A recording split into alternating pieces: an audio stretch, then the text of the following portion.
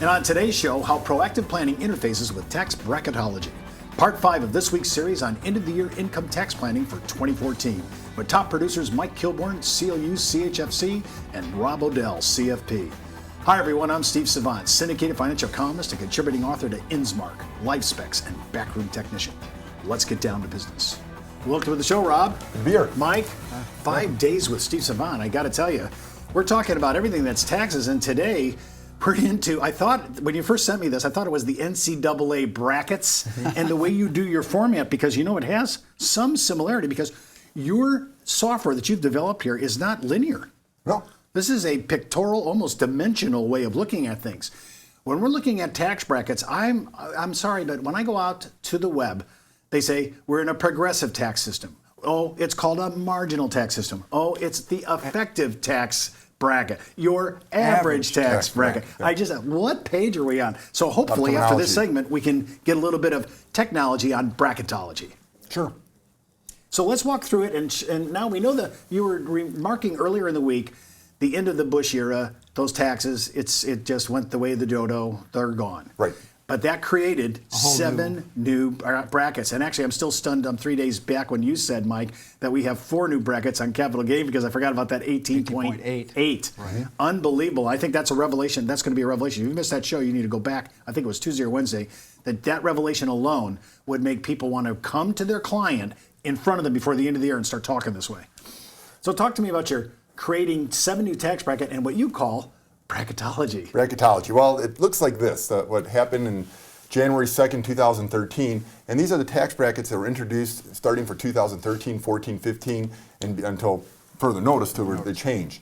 And there will be some indexing here, but you can take a look at the 7 brackets that we now are playing with now. And so you have the single, married, head of house, married filed separately, but most people will focus in on the single or a married couple.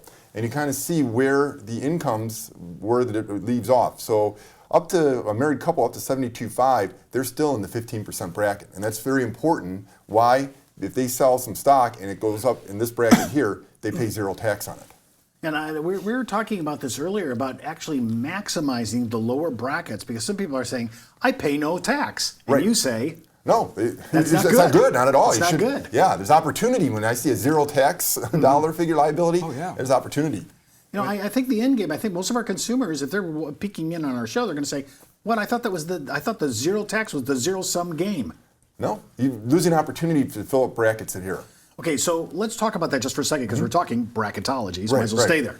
So I have a 10% and a 15%. You're saying, listen, if I wanted to convert a Roth, would be a perfect example of this. Exactly. Yes. I could use the headroom that's in here. I've heard people use this phrase bracket bumping.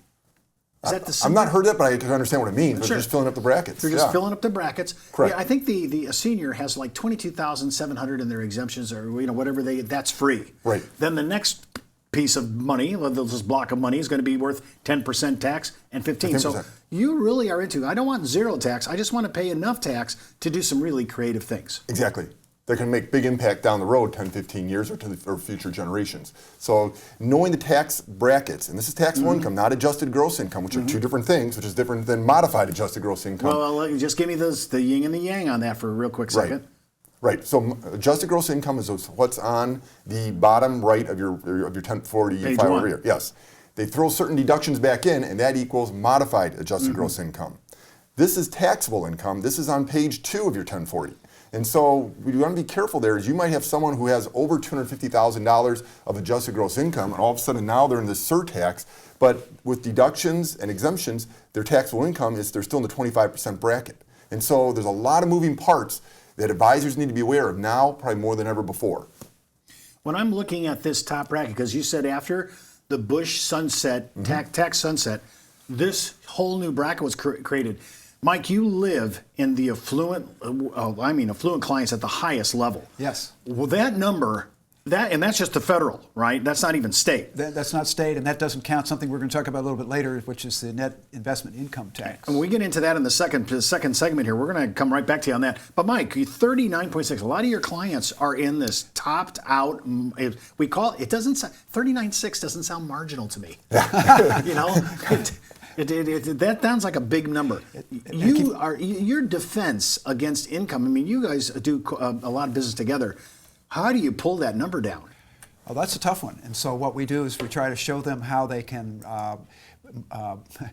increase the deductions, take advantages of certain techniques in estate planning that will help them. And a lot of charitable giving. You guys do a Charitable lot. giving is a key part of that formula. So we might do a charitable remainder trust and use that the deduction to create that, and they still get an income as a result of that creating that vehicle. One of the things we do is a tax diversification. A lot of advisors focus on investment diversification. Tax diversification is very important. And so you have different types of accounts. You have taxable accounts and tax deferred or tax free accounts.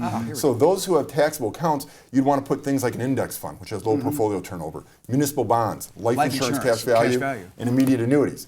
Those with tax inefficiencies, meaning high portfolio turnover, high yield bonds, covered call strategies, put those in deferred accounts to save on taxes. So I just want to, before we go to the break, I want to understand your thinking though, because you just said something powerful. You know, we look at investment portfolio for diversification.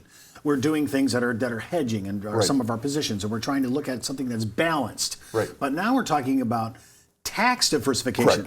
Tax deductible, tax deferred, tax free, all these things that have a play, and how does it affect maybe Social Security and all these things? And where you place those investments into which accounts. And the last thing before we go to break is tax arbitrage. And this is something for people who have clients with higher incomes, they need to be thinking about avoiding and deferring, such as Mike mentioned, charitable giving, like the charitable remainder trust, retirement plan, and tax cross-selling. Those in the lower brackets, under 25%, are talking Roth conversion and gain harvesting. And so an advisor needs to know tax diversification combined with tax arbitrage strategies can have a powerful result for their client. We come back from the break, we're going to be all over this tax bracketology and look at a whole new area that Mike wants to address. It's going to be huge. We'll be right back after the break. It's not how much money you make for your clients, it's how much money they get to keep, especially in retirement. But retirement income could cause Social Security benefits to be taxed. One tax advantage alternative is life insurance designed as a non-modified endowment contract that can generate tax-free income without taxing Social Security benefits.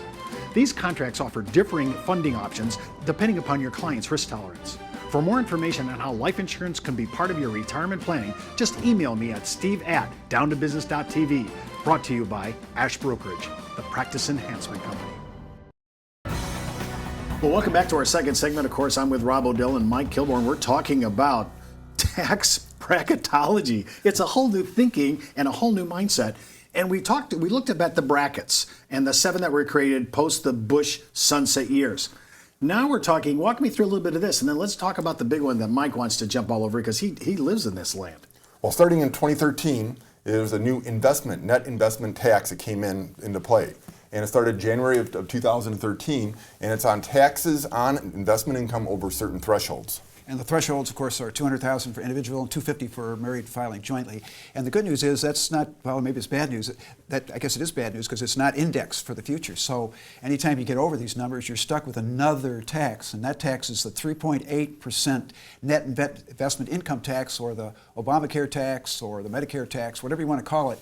And the truth is that pushes, like my clients, they're not in the 39.6% bracket, they're in the 43.4% bracket because they're up there with the income and they almost always have net investment income. Let me make sure I got that right now. So they're already at the 39.6 ordinary income federal level. Yes. Adding on now to your 3.8. 43.4, add the state, and it keeps creeping up. And then there's the phase out of some of their exemptions, the Ps and the PEP phase outs we talked about in an earlier session. In any event, you've got your 3.8%. What is it? It's a tax on net investment income as long as you're over a certain level, and that again, it's 50. It's adjusted gross income. Remember that now. That's the front page. That is so you have adjusted gross income for a married couple of 250. They might give a lot to charity, but that does not reduce the adjusted gross income. It reduces taxable income, and so they would be subject to this tax. So now, what this is a tax on? The most common things are realized capital gains, distributions from mutual funds, dividends and interest, rents and royalties. What's not on is annuity interest, unibond interest, sales of personal residence, and earned income. And on the sale of personal resident, up to the cap. The cap is, if 250,000 a husband, 250,000 wife, that's 500,000. But if your gain is higher than that, unfortunately, guess what? Big surprise, 3.8% of that figure above the exempted amount. And if I heard you correctly, Rob, you can't give enough money out the door to escape that. No. Right? Did I just heard that right? Right, because it's adjusted gross income. It's on that first page of that 1040, 250,000. So it got you. So we have clients who are in the 25% bracket but are subject to this tax because they have a higher adjusted gross income, they give a lot to charity, they have a lot of mortgage interest deductions, state income tax deductions, and so their taxable income is relatively low, but they're subject to this tax. So they're 28.8 in that case because they would have the 3.8 added on to their bracket. I have to say, and I just want to say this, I don't think most of us think in this secondary tax, because I'm thinking I'm in the 25% tax bracket. That's my top-down marginal bracket. I don't. Why would I be subject to that? I thought that was for the people who had earned income over $250,000 married couple. Right. I mean, it's deceiving, isn't it? It's totally. So now that's why tax diversification and tax arbitrage that we talked in the last segment on becomes vitally important. Where you place various assets becomes important because if you have a mutual fund that has high portfolio turnover, you might put that in an IRA because IRA distributions are not subject to this tax. But I guess I'm just so stunned that the middle class could be paying that number. They are. It blows my mind. Yeah. A little side note on Obamacare. You know, I noticed that a lot of people are marking their credit. They're getting ready to take their credits for their premiums. I noticed an anomaly that most people are using the adjusted gross income number on page 1, but it's my understanding that the Obamacare tax credit is based on modified adjusted. Is that true? Did I get that right? That's correct, yes. Right. So that's going to be a huge wake-up call because I think people are factoring on page 1 at the bottom and they're saying, I qualify. There's a lot of throwbacks in and there. They forgot the add-ons back on a modified. And by the way, just a little side note, am I wrong when I say there seems to be so many iterations of modified adjusted gross income? It's not one. It seems like there's several different iterations. Yeah, they throw things back in. They raise that adjusted gross income up. So more and more people have a higher modified adjusted gross income than they do adjusted gross. You're both playing with affluent clients. How do you defend against this? Well, it's driving my clients a little bit crazy. I mean, they're really up in arms. Maybe it was reflected in the recent elections, but this is we wonder what the future holds. I mean, you think about how complex the tax code was before 2012. I mean, and now look at where we're at with this. Well, this is where tax diversification becomes very, very important. I mean, as an advisor, it's important the assets you have the asset allocation, but tax diversification, where you place those assets, and what do those assets throw off in terms of tax liability. Vitally important because we can have a major impact in protecting our clients. I noticed we had another gentleman on who's known in the United States as a top-of-the-line retirement professor, and his line was, he bemoaned the fact that most of his clients have such a large volume of qualified money and hardly any non-qualified money, and you're stuck. Because you can't play some of the games, especially RMD, Social Security. Right. He bemoaned the fact that there's not enough tax diversification. When you brought that up, I'm thinking, how many people think in that secondary dimension? Right. And it really goes back to when they were in their earning years, is that there's such a seduction to put money into IRAs and 401ks because you get the immediate tax benefit, never thinking what's going to happen when they get in their 60s and 70s and 80s when they have to start taking that money out and pay ordinary income tax. So an advisor really needs to be cognizant of how much is a non-qualified and qualified and the relationship between the two. I probably spend more time talking to my retired clients on that and getting them to fill out the brackets to reduce the qualified amounts. Well, that's all the time we have for today. Remember, before moving forward with any of the ideas on our show, always consult your tax advisor, legal counsel, or your broker-dealer compliance officer. Miss an episode? Just go out to our video archives. And remember, you could be wiser as an educated advisor. I'm Steve Savant. We'll see you next week.